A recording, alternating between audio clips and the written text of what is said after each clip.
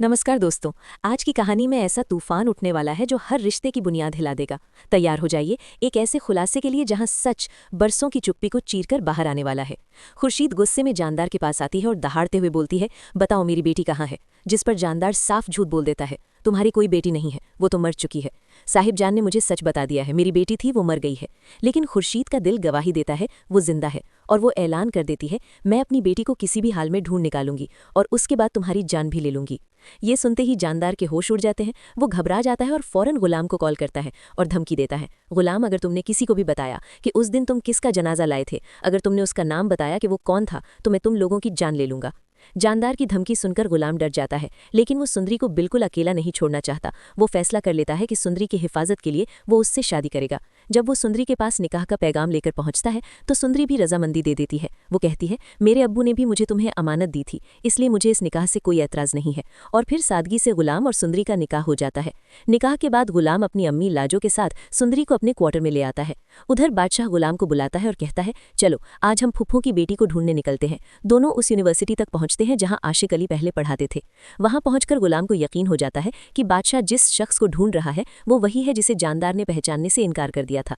इसी बीच जानदार के आदमी सुंदरी को पागलों की तरह ढूंढते हैं, लेकिन उन्हें वो कहीं नहीं मिलती। जानदार परेशान हो उठता है। वो सोचता है, अगर खुर्शीद की बेटी सुंदरी इस घर में आ गई तो मेरी बहन मेरी जान ले लेगी।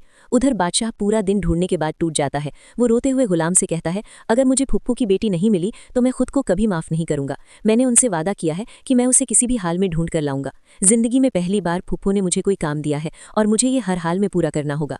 बादशाह की हालत देखकर गुलाम का ज़मीर जाग जाता है। वो सोचता है, एक बेटी को उसकी माँ से दूर रखना बहुत बड़ा गुनाह है, और आखिरकार वो सच बता देता है। वो कहता है, बादशाह उस दिन जो जनाजा में लाया था वो किसी और का नहीं बल्कि सुंदरी के अब्बू आशिक अली का था, लेकिन जानदार ने उन्हें पहचानने से इनकार कर दिया था।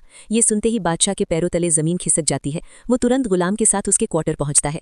जैसे ही सुंदरी बादशाह को देखती है वो डर के मारे गुलाम से लिपट जाती है और कहती है, ये कौन है, इसने तो मुझे पहले किडनैप किया था। तब गुलाम उसे तसल्ली देता है और कहता है, डरो मत, तुम्हारी अम्मी बरी नहीं है, वो जिंदा है, और वो कोई और नहीं बल्कि बादशाह की फुप्पो खुर्शीद है। ये सुनते ही सुंदरी फूट फूट कर रोने लगती है और कहती है, गुलाम प्लीज़ मुझे मेरी अम्मी से मिलवा दो, 22 साल हो गए मैं उनसे कभी नहीं मिली। फिर गुलाम और बादशाह सुंदरी को लेकर खुर्शीद के पास जाते हैं। बादशाह कहता है, आपकी बेटी आ गई है। जैसे ही खुर्शीद अपनी बेटी को सामने देखती है वो उसे गले से लगा लेती है। माँ बेटी का ये मिलन देखकर सबकी आंखें नम हो जाती हैं। तभी वहाँ जानदार भी पहुंच जाता है और हालात देखकर बौखला उठता है। वो सुंदरी के किरदार पर उंगली उठाता है और चिल्लाता है, किसको ले आए हो हवेली में, ये गुलाम के साथ चक्कर चला रही है, और सबके सामने सुंदरी को बदचलन कह देता है। अपनी इज्जत पर इल्जाम सुनकर सुंदरी का खून खौल उठता है। वो शेरनी की तरह आगे बढ़ती है